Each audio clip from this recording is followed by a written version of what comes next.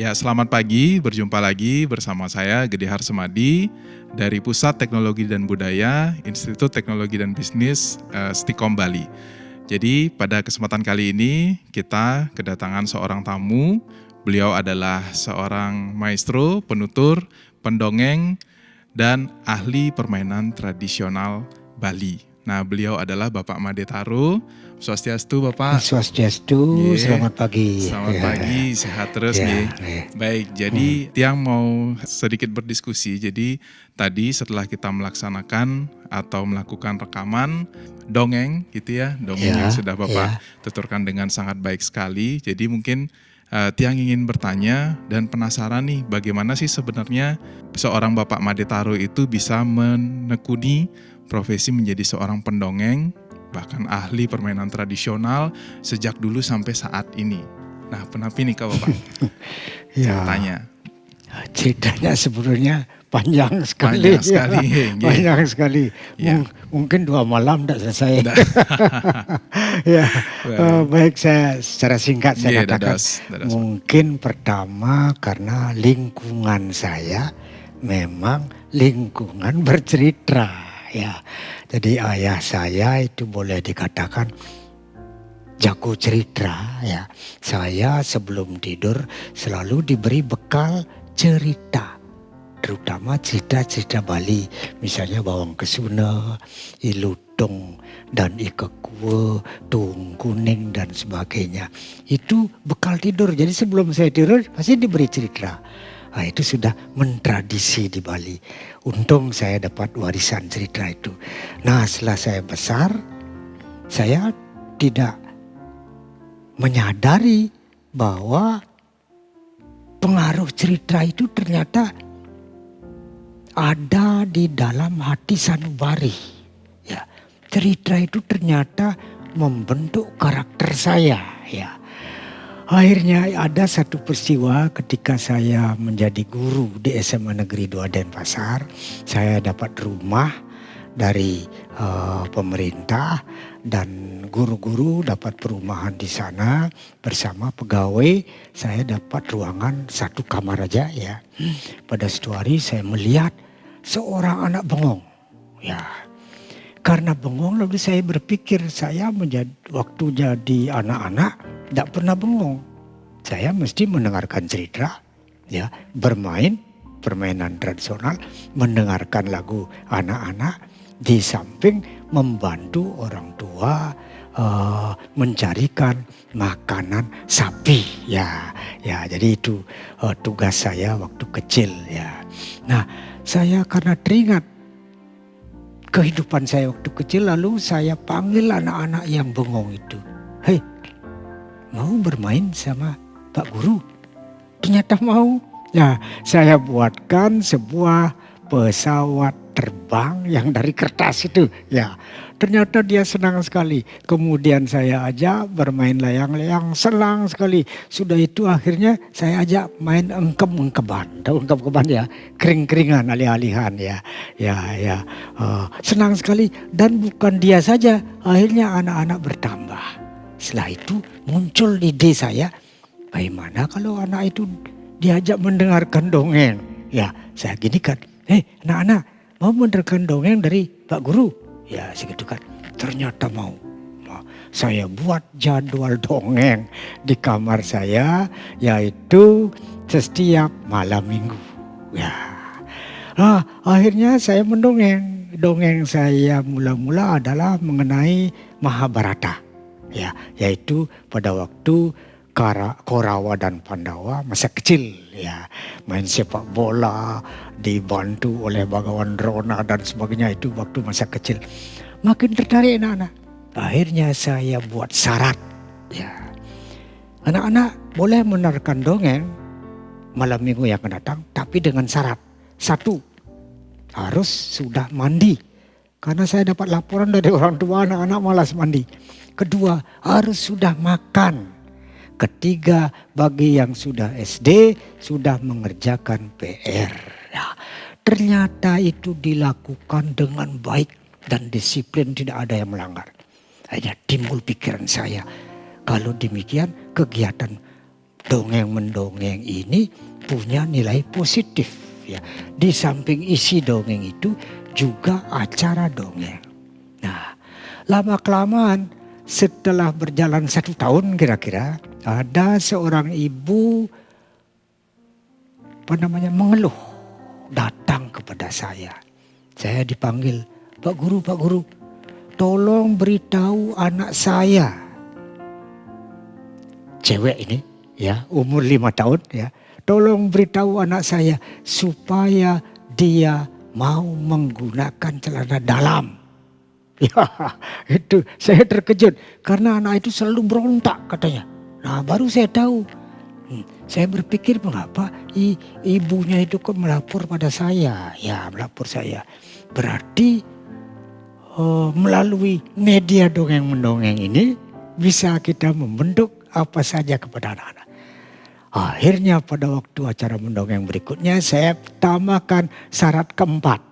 Yaitu setiap anak boleh menerangkan dongeng asal memenuhi satu syarat lagi keempat. Yaitu menggunakan celana dalam. Ya, wah, itu unik sekali nih kabarnya. Ya. Ini ya, kelihatannya guyon, ya remeh, tetapi kok serius. Ya. Nah, kemudian pada waktu Sabtu berikutnya saya sedang santai baca koran di depan rumah, datang anak itu, bukan dia saja, berdua, mungkin mengantar satu ini. Ya, berdua dia. Dia manggil saya, Pak Guru, ya. Dia diam, tapi roknya diangkat. Diperlihatkan celana dalamnya. Ya, diperlihatkan. Saya hampir tertawa. Tapi demi wibawa saya tidak boleh tertawa. Lalu saya jawab, kamu boleh menerangkan dongeng. Wih, senang sekali dia. Setelah itu saya berpikir, ini pekerjaan iseng, tapi kok akhirnya bisa membentuk anak-anak. Ingat saya kepada seorang filsuf yang mengatakan anak itu seperti kertas putih. Masih murni. Kita yang mencoret ingin jadi apa? Orang tuanya yang mencoret ingin jadi apa? Berarti anak itu bisa dibentuk jadi orang baik atau jadi penjahat. Ya, melalui dongeng. Nah, itulah sebabnya saya makin serius mendongeng. Bukan saja mendongengkan cerita rakyat Bali, bukan saja Nusantara. Akhirnya saya rajin mengumpulkan dongeng-dongeng dari seluruh dunia yang cocok untuk kita dalam pembentukan karakter. Nah, itu kemudian tambah serius lagi, ya. Setelah 6 tahun berjalan, seorang anaknya letup. Bapak, mengapa Bapak tidak membentuk sanggar? Ya, karena televisi dibuka di Bali tahun 1978. Ya, waktu itu mereka nyeletuk, mengapa tidak membuat sanggar untuk anak-anak? Supaya kelihatan di TV gitu ya. Karena waktu itu tidak ada acara anak-anak, semua dewasa ya. Lalu saya bentuk sebuah sanggar yang boleh dikatakan mengangkat dongeng, namanya Kaki Cubling. Sebetulnya aslinya judulnya Pancubling. Karena saya berpikir kaki itu lebih akrab mendongeng pada cucunya daripada orang tuanya. Karena orang tuanya sibuk memenuhi kebutuhan. Nah, itu berlangsung sampai sekarang di televisi. Jadi tahun 79 mulainya, ya. Kalau tidak salah 15 Juni 1979 saya menayangkan sebuah operet yang mengangkat dongeng Kaki Cubling. Saya rangkai dengan permainan tradisional dan gending-gending rare. Dan ternyata sampai sekarang, ya. Itu ceritanya ya. Jadi bertahan sejak tahun 79 sampai saat ini. Saat ini ya. Nah, mungkin terkait dengan hal tersebut kan, jadi seorang kaki memberikan, artinya nuturin dongeng ke cucu-cucunya, seperti itu konsepnya. Kalau seperti di perkembangan zaman seperti saat ini, ini kan kalau kita dilihat sepertinya semakin banyak nih anak-anak Ya, muda yang memang ya. terkait dengan Ya, tertarik dengan mendongeng seperti Niki, dan kemudian bahkan mereka juga sudah ada komunitas-komunitas tertentu yang menekuni dongeng tersebut. Mungkin Pak Made wenten saran atau motivasi terkait hal tersebut supaya mereka jadi makin serius menekuni bidang tersebut. Seperti apa ini Kak? Sebetulnya sekarang kan masa berkabung oleh karena pandemi COVID-19. Betul sekali. Ya, tapi kok justru pendongeng-pendongeng itu banyak yang tumbuh. Anak muda, ya banyak yang nelpon saya. Ya, bahkan buku saya yang ada dongeng-dongengnya itu dia ceritakan lewat Facebook. Mereka membuat seke pendongeng. Ya. Saya senang sekali saya ya.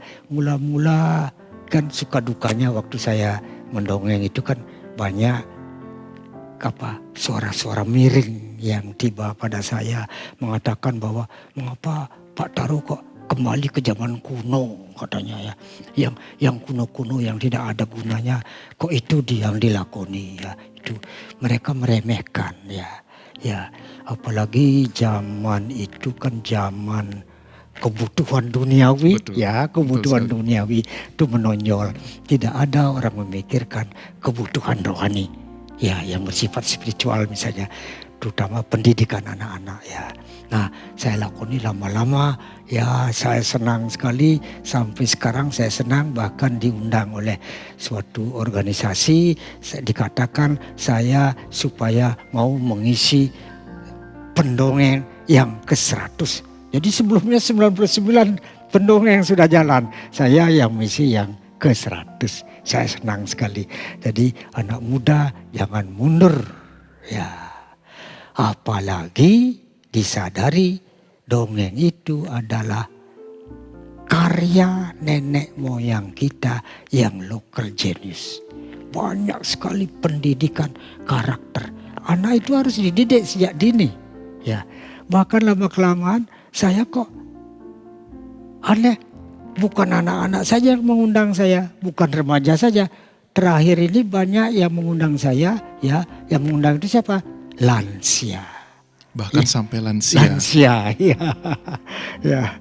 Jadi demikianlah. Ya, saya senang sekali kok dongeng sudah menjadi perhatian masyarakat. Bukan saja untuk mendidik anak-anak, tapi juga lansia juga membutuhkan dongeng. Artinya semua usia, ya semua usia, ya. membutuhkan dongeng. Membutuhkan dongeng. Jadi kita memang sangat perlu sekali terhadap penutur-penutur muda, pendongeng-pendongeng muda. Betul sekali. Baik, terima kasih Pak Made Taro atas kesempatan yang sudah memberikan sharing cerita, pengalaman dan motivasinya. Ya, saya juga mengucapkan terima kasih karena saya lihat Stikom kok sudah mulai melirik dongeng. Iya. Sudah mulai melirik ya. Iya, betul sekali. Kami di Pusat Teknologi dan Budaya memang menjadi salah satu program kerja kami juga dan sekaligus turut serta mengajakkan melestarikan budaya Bali melalui peranan teknologi informasi. Jadi sekian dari diskusi singkat kami bersama Bapak Made Taro. Saya Gede Harsemadi dari Pusat Teknologi dan Budaya, Institut Teknologi dan Bisnis Stikom Bali undur diri. Terima kasih, selamat pagi. Selamat pagi.